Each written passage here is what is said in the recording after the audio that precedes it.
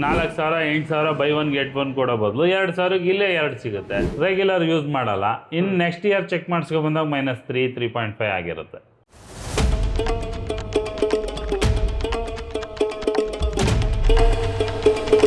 ಈಗ automatically use ಮಾಡದೇ ಇದ್ದವರು ಈಗ 1 ವರ್ಷ ಬರ್ತಾರೆ -2 ಇರುತ್ತೆ. ರೆಗ್ಯುಲರ್ ಯೂಸ್ ಮಾಡಲ್ಲ. ಇನ್ನು ನೆಕ್ಸ್ಟ್ ಇಯರ್ ಚೆಕ್ ಮಾಡಿಸ್ಕೊ ಬಂದಾಗ -3, 3.5 ಆಗಿರುತ್ತೆ. ಅದು ಅನ್ನಂಗೆ ಅದೇ ಇವಾಗ ತಲೆನೋವು ಬಂದ್ರೆ ಆಮೇಲೆ ಎತ್ತಿಟ್ಟಿರ್ತಾರೆ, ಅವಾಗ ಪವರ್ ಜಂಪ್ ಆಯ್ತಾ ಹೋಗುತ್ತೆ. ಇವಾಗ ಕೆಲವು ಜನಕ್ಕೆ ಬಿಸಿಲು ನೋಡಿದ್ರೇನೆ ಇಲ್ಲಿ ಸನ್ಲೈಟ್ ಅಲರ್ಜಿ ಅಂತ ಇರುತ್ತೆ.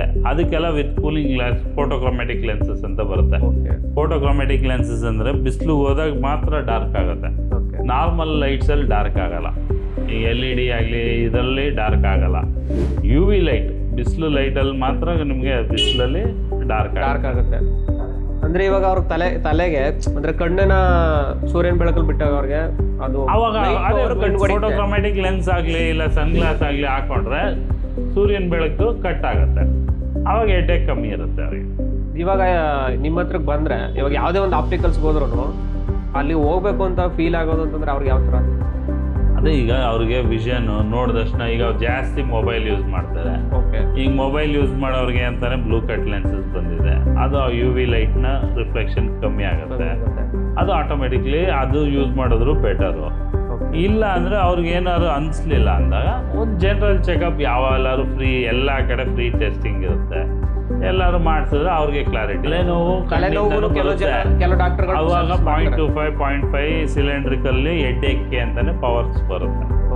ಅದು ನಿಮಗೆ ಅದು ಹಾಕೊಂಡಾಗ ಒಂದು 6 ಮಂತ್ಸು ತಲೆನೋವು ಕಮ್ಮಿ ಆಗುತ್ತೆ. ತಲೆನೋವು ಕಡಿಮೆ. ಮತ್ತೆ ತಿರ್ಗಾ ಟೆಸ್ಟ್ ಮಾಡಿಸಿ ಇನ್ ಕೇಸ್ ಪವರ್ ಇತ್ತು, ಪವರ್ ಇಲ್ಲ ಅಂದರೆ ಬೇಡ, ಪವರ್ ಇದ್ದರೆ ಕಂಟಿನ್ಯೂಟಿ ಮಾಡಬೇಕು. ಒಂದು 6 ಮಂತ್ಸಲ್ಲಿ ಕಮ್ಮಿ ಆಗುತ್ತೆ. ರೆಗ್ಯುಲರ್ ಯೂಸ್ ಮಾಡಲಿಲ್ಲ ಅಂದರೆ ಇನ್ನೊಂದು ಸ್ವಲ್ಪ ಜಂಪ್ ಆಗುತ್ತೆ. ಇನ್ನೊಂದು ಸ್ವಲ್ಪ ಆಗ್ತಾ ಹೋದ್ರೆ ಕಣ್ಣಿಗೆ ಏನು ಪ್ರಾಬ್ಲಮ್ ಆಗಲ್ವಾ? ಅಂದ್ರೆ ನಮ್ದು ಕಣ್ಣು ಒಳಗಡೆ ಕಾಂಟ್ಯಾಕ್ಟ್ ಲೆನ್ಸ್ ಏನು ನಾರ್ಮಲ್ ಫ್ರೇಮ್ ಆಗಿರ್ಬೋದು, ಅದೆಲ್ಲ ಏನು ತೊಂದರೆ ಆಗಲ್ಲ. ಏನು ತೊಂದರೆ ಏನು ತೊಂದರೆ ಆಗಲ್ಲ. ಕಾಂಟ್ಯಾಕ್ಟ್ ಲೆನ್ಸ್ ಅಂತಂದ್ರೆ ಈಗ 1 ಇಯರ್ ಲೆನ್ಸಸ್ ಇರುತ್ತೆ. ಆ 1 ಇಯರ್ ಒಳಗಡೆ ಚೇಂಜ್ ಮಾಡಬೇಕು. ಓಕೆ, 1 ಇಯರ್ ಒಳಗಡೆ ಕಾಂಟ್ಯಾಕ್ಟ್ ಲೆನ್ಸ್ ನಾವು ಚೇಂಜ್ ಮಾಡಲಿಲ್ಲ ಅಂತಂದ್ರೆ ಏನಾಗುತ್ತೆ? ಇನ್ಫೆಕ್ಷನ್ಸ್ ಆಗುತ್ತೆ, ಇರಿಟೇಷನ್ ಆಗುತ್ತೆ, ರೆಡ್ನೆಸ್ ಫೀಲ್ ಆಗುತ್ತೆ. ಸೊ ಇವಾಗ ಕಣ್ಣಿಗೆ ಯಾವ ಥರದ ಏನಾದರೂ ತೊಂದರೆ ಬಂದರೆ ಇನ್ ಕೇಸ್ ನಮಗೆ ನೈಟೆಲ್ಲ ಗಾಡಿ ಓಡಿಸ್ತಾ ಇರ್ತೀವಿ, ಸೊ ಆ ಟೈಮಲ್ಲಿ ಕಣ್ಣಿಗೆ ಹುಳ ಬೀಳೋದಾಗಿರ್ಬೋದು, ಅದಕ್ಕೆ ಒಂದು ಸೇಫ್ಟಿ ಗ್ಲಾಸ್ ಹಾಕೋಬೇಕು. ಇಲ್ಲ ನೈಟ್ ವಿಷನ್ ಲೆನ್ಸಸ್ ಅಂತ ಬರುತ್ತೆ, ಆಂಬರ್ ಮ್ಯಾಟಿಕ್ ಲೆನ್ಸಸ್ಸು. ಅದು ಹಾಕೊಂಡಾಗ ಏನಾಗುತ್ತೆ, ಆಪೋಸಿಟ್ ಲೈಟು ರಿಫ್ಲೆಕ್ಟ್ ಆಗಲ್ಲ. ಆಪೋಸಿಟ್ ಲೈಟು ಒಂಚೂರು ರಿಫ್ಲೆಕ್ಟ್ ಆಗಲ್ಲ, ಕಂಟ್ರೋಲ್ ಆಗುತ್ತೆ. ಸಿಗ್ತವೆ. ಮ್ಯಾನ್ಯುವಲ್ ಆಗಿ ಫ್ರೇಮ್ ರೆಡಿಮೇಡ್ ಮಾಡ್ತೀರಾ? ಮ್ಯಾನ್ಯುವಲ್ ಆಗಿ ಎಲ್ಲೂ ಮಾಡಲ್ಲ. ಆಲ್ ಓವರ್ ಇಂಡಿಯಾ ಎಲ್ಲೂ ಮಾಡಲ್ಲ. ಅವ್ರು ಏನು ಮ್ಯಾನುಫ್ಯಾಕ್ಚರ್ ಮಾಡಿರ್ತಾರೆ ಅದರಲ್ಲೇ ನೀವು ಸೆಲೆಕ್ಟ್ ಮಾಡಿ. ಯಾವುದೇ ಕಂಪ್ನಿಯವರಾದ್ರೂ ಅಷ್ಟೇ, ಯಾವುದೇ ಕಂಪ್ನಿ ಆದ್ರೂ ಅಷ್ಟೇ. ಇವಾಗ ನಮ್ಮ ಮೈಸೂರಲ್ಲೇನೆ ಸ್ಮಾಲ್ ಆಪ್ಟಿಕಲ್ಸ್ ಎಲ್ಲ ತುಂಬಾ ಇದೆ. ಸೊ ಇದಕ್ಕೆ ನಮ್ದು ಬ್ರ್ಯಾಂಡೆಡ್ಗಳು ಬಂದು ಬ್ರ್ಯಾಂಡೆಡ್ ಈಗ ಆಲ್ರೆಡಿ ಬೆಳೆದಿರ್ತಕ್ಕಂಥ ಬ್ರ್ಯಾಂಡ್ಗಳು ಇರ್ತಾವಲ್ಲ, ಸೊ ಅವ್ರು ಏನಂದ್ರೆ ಕಾಂಪಿಟೇಷನ್ ನಮ್ದು ಈಗ ರೆಗ್ಯುಲರ್ ಕಸ್ಟಮರ್ಸೇ ರಿಪೀಟೆಡ್. ಅವ್ರಿಗೆ ಗೊತ್ತಿರುತ್ತೆ ನಮ್ಮ ಕ್ವಾಲಿಟಿ ಆಗಲಿ ಪ್ರೈಸ್ ಆಗಲಿ ಎಲ್ಲ ಡಿಫ್ರೆನ್ಸ್ ಗೊತ್ತು. ಇವ್ರು ಏನಂದ್ರೆ ಬೈ ಒನ್ ಗೆಟ್ ಒನ್ ಅಂದ್ಬಿಟ್ಟು ಈಗ 4,000 8,000 ಬೈ ಒನ್ ಗೆಟ್ ಒನ್ ಕೊಡೋ ಬದಲು 2,000 ಇಲ್ಲೇ 2 ಸಿಗುತ್ತೆ. ಫ್ರೆಂಡ್ಸ್ಗೆ ಲೆನ್ಸಲ್ಲಿ ಏನು ಡಿಫ್ರೆನ್ಸ್ ಇರಲ್ಲ. ಅವರು ಮ್ಯಾನುಫ್ಯಾಕ್ಚರರ್ ಅಲ್ಲ, ಅವರು ಪರ್ಚೇಸ್ ಮಾಡಿ ನಮ್ಮ ಥರನೇ ಮಾಡ್ಕೊಡೋದು. ನೀವು ತರಿಸೋದು. ಆದ್ರೆ ಜನಗಳೆಲ್ಲ ಮರಳಾಗಿ ಈಗ ದೊಡ್ಡದಾಗಿ ಶೋರೂಮ್ ಮಾಡಿರ್ತಾರೆ ಹೈಟೆಕ್ ಆಗಿ. ಆ ಶೋರೂಮ್ ಬಾಡಿಗೆನೂ 4 ಲಕ್ಷ ಕಟ್ಟಬೇಕು ಅಂದ್ರೆ ಅವರೇ ಕಸ್ಟಮರ್ ತಲೆ ಮೇಲೆ ಹಾಕ್ಬೇಕು ತಾನೆ. ಹೌದು. ಸೊ ಇದನ್ನ ಜನಗಳು ಸ್ವಲ್ಪ ಯೋಚನೆ ಅದು ಅವ್ರು ಯೋಚನೆ ಮಾಡಿ ಇನ್ನೊಂದು ಕಡೆ ಎಂಕ್ವೈರಿ ಮಾಡಿದ್ರೆ ರೇಟ್ ಡಿಫ್ರೆನ್ಸ್ ಗೊತ್ತಾಗುತ್ತೆ. ಬ್ಲೈಂಡ್ ಆಗಿ ಹೋಗಿ ಕೊಟ್ಬಿಟ್ಟು ಬಂದ್ರೆ ಅದೇನು ಮಾಡಕ್ಕೆ. ಕೆಲವು ಜನ ಬರೀ ಬ್ರ್ಯಾಂಡ್ ನೇಮ್ ನೋಡ್ಕೊಂಡು ಬ್ರ್ಯಾಂಡೆಡ್ ಎಲ್ಲ ಸಿಗುತ್ತೆ. ನೀವು ನಿಮ್ಮಲ್ಲೂ ಬಂದು ಇಂಥ ಬ್ರ್ಯಾಂಡೇ ತರಿಸ್ಕೊಡಿ. ಈಗ SLR ಬರುತ್ತೆ, ಇವೆಲ್ಲ ಬ್ರ್ಯಾಂಡ್ ಲೆನ್ಸಸ್ ಬೇಕು ಅಂದ್ರೆ ತರಿಸ್ಕೊಡ್ತೀವಿ.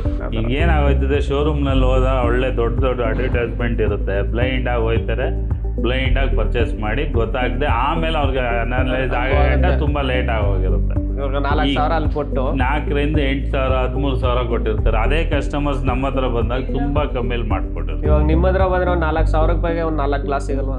ಸಿಗುತ್ತೆ. ಲೆನ್ಸ್ ಎಲ್ಲ ಈಗ ಅವ್ರ ಫ್ರೀ ಚೆಕಪ್ ಇರುತ್ತೆ, ಐ ಟೆಸ್ಟಿಂಗ್ ಎಲ್ಲ. ಇವಾಗ ಮೇನ್ ಆಗಿ ಸರ್, ಇವಾಗ ನಮ್ಗೆ ಯಾರಿಗೆ ಆದ್ರೂ ಲೆನ್ಸ್ ಪವರ್ ಕಡಿಮೆ ಆಗ್ತಿದೆ ಅಂತಂದ್ರೆ ಅದಕ್ಕೆ ಮೇಜರ್ ಇಶ್ಯೂಗಳು ಏನೇನು ಇರ್ಬೋದು? ಸರ್ ಇವತ್ತಿನ ಹೆಲ್ತ್ ಇಶ್ಯೂಸಲ್ಲಿ ಫುಡ್ಡಲ್ಲೇ ಕ್ವಾಲಿಟಿ ಇರಲ್ಲ. ಆಲ್ಮೋಸ್ಟ್ ಈಗ ಯಾರು ನೋಡೋದು ಸ್ಮಾರ್ಟ್ ಫೋನ್ ಇದ್ದೇ ಇರುತ್ತೆ, ಅದೆಲ್ಲ ಎಫೆಕ್ಟ್ ತಾನೆ. ನೀವು ಅದೆಲ್ಲ ನಾರ್ಮಲ್ ಆಗಿ ಎಜುಕೇಷನ್ ಟೈಮ್ನಲ್ಲಿ ಓದುವಾಗ ಅದೆಲ್ಲ ಸ್ಟ್ರೈನ್ ಆಗಿರುತ್ತೆ. ಈಗ ನಾವು 2 ವರ್ಷದ ಪಾಪುಯಿಂದ 100 ಇಯರ್ಸ್ ಮನುಷ್ಯರವರೆಗೂ ಮಾಡ್ಕೊಟ್ಟಿದ್ವಿ, ಏಜ್ ಆದವ್ರಿಗೂ ಅಲ್ಲಿ ತನಕ ಮಾಡ್ಕೊಟ್ಟಿದ್ದೀವಿ. ನಮ್ಮ ಅಂದ್ರೆ 2 ವರ್ಷದ ಪಾಪಗೂ ಕೂಡ ಬಂದಿದೆ. ಅದು ಬೈ ಬರುತ್ತೆ ಇದಾಗಿರುತ್ತೆ. ಲೆನ್ಸ್ ಚೆನ್ನಾಗಿಲ್ಲ, ಹಾಳಾಗಿದೆ, ಈ ತರ ಯಾವ್ದಾರು ರಫ್ ಯೂಸ್ ಆದಾಗ ಹಾಳಾಗುತ್ತೆ. ಇವಾಗ ಒಂದು ಮಿನಿಮಮ್ ಇವಾಗ ಒಂದು ಲೆನ್ಸ್ ತಗೊಂಡ್ರೆ ಎಷ್ಟು ವರ್ಷ 1 ಇಯರ್ ಯೂಸ್ ಮಾಡ್ಬೋದು. ಮುಂಚೆ ಆದರೆ ಗ್ಲಾಸ್ ಬರ್ತಿತ್ತು, ಕೆಳಗಡೆ ಬೀಳಿದ ತಕ್ಷಣ ನಿಮಗೆ 3-4 ಮಂತ್ಸಲ್ಲಿ ಹೊಡೆದೋಗೋದು. ಇದೆಲ್ಲ ಅನ್ಬ್ರೇಕಬಲ್ ಲೆನ್ಸಸ್ ಬರುತ್ತೆ, ನಿಮಗೆ ಬ್ರೇಕ್ ಆಗಲ್ಲ, ಎಷ್ಟು ಸತಿ ಬೀಳಿದ್ರು ಹೊಡಿಯಲ್ಲ. ಸ್ಕ್ರಾಚಸ್ ಆಗುತ್ತೆ, 1 ಇಯರ್ಗೆ ಒಂದ್ಸತಿ ಲೆನ್ಸ್ ಬದಲಾಯಿಸಲೇಬೇಕು. ಅದೇ ಫ್ರೇಮ್ಗೆ ಲೆನ್ಸ್ ಬದಲಾಯಿಸ್ಕೋಬೋದು. ಓಕೆ, ಆ ಟೈಮ್ಗೆ ಬರೀ ಲೆನ್ಸ್ ಏನು ಪ್ರೈಸ್ ಇರುತ್ತೆ ಆ ಪ್ರೈಸ್ ಅಷ್ಟೇ, ಆ ಪ್ರೈಸಲ್ಲಿ ಮುಗ್ದೋಗುತ್ತೆ. ಓಕೆ ಸರ್, ಬಂದಿರೋದು ಇದೆಯಾ? ಸುಮಾರು ಬರ್ತಾ ಇರುತ್ತೆ. ಈಗ ಹಳೆ ಫ್ರೇಮ್ಗಳಿಗೆ ಮಾಡಿಕೊಟ್ಟಿರ್ತೀವಿ. ಈಗ ಡಾಕ್ಟ್ರ್ ಕಡೆಯಿಂದ ಏನಾದ್ರು ಮಿಸ್ಟೇಕ್ಸ್ ಆಗಿ ಪವರ್ ಡಿಫ್ರೆನ್ಸ್ ಆದರೆ ಈಗ ಅದು ನಾವು ರೆಸ್ಪಾನ್ಸಿಬಲ್ ಅಲ್ಲ. ಈಗ ಡಾಕ್ಟ್ರು ಸ್ಲಿಪ್ ಪ್ರಕಾರ ನಾವು ಮಾಡಿಕೊಡ್ಬೇಕು. ಡಾಕ್ಟ್ರ್ ಏನು ಬರೆದಿರ್ತಾರೆ ಆ ಪವರ್ಗೆ ನಾವು ರೆಸ್ಪಾನ್ಸಿಬಲ್. ಓಕೆ, ಇಲ್ಲ ಅದೇನಾದ್ರು ಹೆಚ್ಚು ಕಮ್ಮಿ ಆದರೂ ನಾವೇ ಫ್ರೀಯಾಗಿ ರೀಪ್ಲೇಸ್ ಮಾಡಿಕೊಡ್ತೀವಿ. ಇವಾಗ ಡಾಕ್ಟ್ರು 0.5 ಬರ್ದಿರ್ತಾರೆ, ಸೊ ನೀವು ಇಲ್ಲಿ ಇನ್ನೊಂದ್ಸರಿ ಚೆಕ್ ಮಾಡ್ಬಿಟ್ಟು ಅಪ್ಡೇಟ್ ಮಾಡ್ತೀರಾ ಅವ್ರಿಗೆ? ಮಾಡ್ಕೊಡ್ತೀವಿ, ಫ್ರೀಯಾಗಿ. ಡೌಟ್ ಇದ್ರೆ ಫ್ರೀಯಾಗಿ ಮಾಡಿ. ಇನ್ ಕೇಸ್ ಇಲ್ಲಿ 1 ಬರುತ್ತೆ ಅವ್ರಿಗೆ, -1 ಬಂದ್ಬಿಡುತ್ತೆ, ನೀವು ಅಲ್ಲಿ ಡಾಕ್ಟ್ರು 0.5 ಬರ್ದಿರ್ತಾರೆ. ಅವ್ರ ಕಸ್ಟಮರ್ ಸ್ಯಾಟಿಸ್ಫ್ಯಾಕ್ಷನ್ ಯಾವ್ದಿದೆ ನೋಡ್ಬೇಕಲ್ಲ. ಓಕೆ, ಅವ್ರಿಗೆ ಮತ್ತೆ ನೀವು ಚೆಕ್ ಮಾಡ್ತೀವಿ. ಈಗ ಆ ಥರ ಕೇಸಸ್ಸು ಆಗಿದೆ. ಓಕೆ, ಈಗ ಡಾಕ್ಟರ್ ಪ್ರಿಸ್ಕ್ರಿಪ್ಷನ್ ಮೇಲೆ ಬ್ಲೈಂಡ್ ಆಗಿ ನಾವು ಮಾಡಿಕೊಟ್ಟಿರ್ತೀವಿ, ಅದು ನೋಡಿದ್ರೆ 6000 ಸಮಥಿಂಗ್ ಲೆನ್ಸ್ ಅದು ವೇಸ್ಟ್ ಆಯಿತು. ಆಮೇಲೆ ನಾವು ಚೆಕ್ ಮಾಡಿದಾಗ ಪವರ್ ಡಿಫ್ರೆನ್ಸ್ ಬಂತು. ಅಂದ್ರೆ ನಿಮ್ಮ ಪ್ರಕಾರ ಡಾಕ್ಟರ್ ಹತ್ರ ಚೆಕ್ ಮಾಡಿಸಿದ್ರು ಕೂಡ ಆಪ್ಟಿಕಲ್ಸ್ ಅಲ್ಲಿ ಒಂದ್ಸರಿ ಚೆಕ್ ಮಾಡ್ಕೊಂಡ್ರೆ ಬೆಟರು. ಇನ್ ಕೇಸ್ ಆ ಥರದ ಇವಾಗ ಡಾಕ್ಟರ್ ಹತ್ರ ಚೆಕ್ ಮಾಡಿಸಿದಾಗ ಅವರು 5 ಕೊಟ್ಟಿರ್ತಾರೆ ಅಥವಾ 1 ಕೊಟ್ಟಿರ್ತಾರೆ, ನಾವು ಒಂದು 1 or 2 ಎಕ್ಸ್ಟ್ರಾ ತಗೊಬಿಟ್ಟಿರ್ತೀವಿ.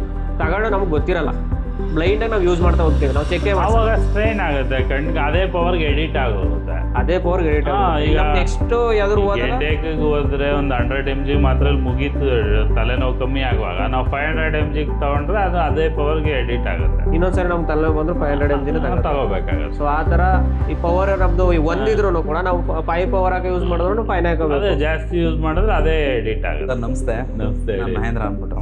ನಮಸ್ತೆ ಸರ್, ಇವಾಗ ನೀವು ಬಿಸ್ನೆಸ್ ಸ್ಟಾರ್ಟ್ ಮಾಡಿದ್ರಲ್ವಾ, ಅವಾಗ ನೀವು ಇನಿಷಿಯಲ್ ಸ್ಟೇಜಲ್ಲಿ ಯಾವ ಥರ, ಈಗ ನಿಮ್ಮ ತಂದೆಯವರು ಬೇರೆ ಕಡೆ ಏನಾದರೂ ಅಮೌಂಟ್ ಇಸ್ಕೊಟ್ಟಿದ್ರು, ಇಲ್ಲ ಬ್ಯಾಂಕಲ್ಲಿ ಏನಾದರೂ ತಗೊಂಡು ಈ ಥರ ಮಂತ್ಲಿ ಪೇಮೆಂಟ್ ಮಾಡ್ಕೊಂಡ? ಮಂತ್ಲಿ ನಾವು ಹೊರಗಡೆ ಅವ್ರ ಹತ್ರನೇ ಇಸ್ಕೊಂಡಿದ್ದು. ಆಮೇಲೆ ಬ್ಯಾಂಕಲ್ಲಿ ಈಗ ಮಿಷನರೀಸ್ ಎಲ್ಲ ತರಿಸುವ ಬ್ಯಾಂಕ್, ಈಗ ಮಿಷಿನರಿ ಅಂದ್ರಲ್ಲ ಸರ್, ಇವಾಗ ಈ ಮಿಷಿನರಿ ತರಿಸ್ಬೇಕು ಅಂದಾಗ ನೀವು ಕ್ವಾಲಿಟಿ ಯಾವ ಥರ, ಅಂದರೆ ಇವಾಗ ಈ ಮಿಷಿನರಿ ನನಗೆ ವರ್ಕ್ ಆಗುತ್ತೆ, ಇಷ್ಟು ವರ್ಷ ಬರುತ್ತೆ ಅನ್ನೋದನ್ನ ನೀವು ಎಲ್ಲಿ ಫೈಂಡ್ ಔಟ್ ಮಾಡ್ಕೊಂಡ್ರಿ ಅಂತ? ಸರ್ ಅದೇ ಎಕ್ಸ್ಪೀರಿಯನ್ಸ್ ಇತ್ತಲ್ಲ ಸರ್, 13 ವರ್ಷ ಎಕ್ಸ್ಪೀರಿಯನ್ಸ್ ಇತ್ತಲ್ವಾ ನಮ್ಮ ಅಂಗಡಿಗಳಲ್ಲಿ ಯೂಸ್ ಮಾಡಿದ್ದು. ಈಗ ಈ ಮಿಷಿನರೀಸಲ್ಲೂ ಅಷ್ಟೇ, ಚೈನಾದ್ ಬರುತ್ತೆ, ಜಪಾನ್ ಮೇಡ್ ಬರುತ್ತೆ, ನಮ್ಗೆ ಯಾವ್ದು ಕನ್ವೀನಿಯೆಂಟ್ ಇರುತ್ತೆ ಅದು.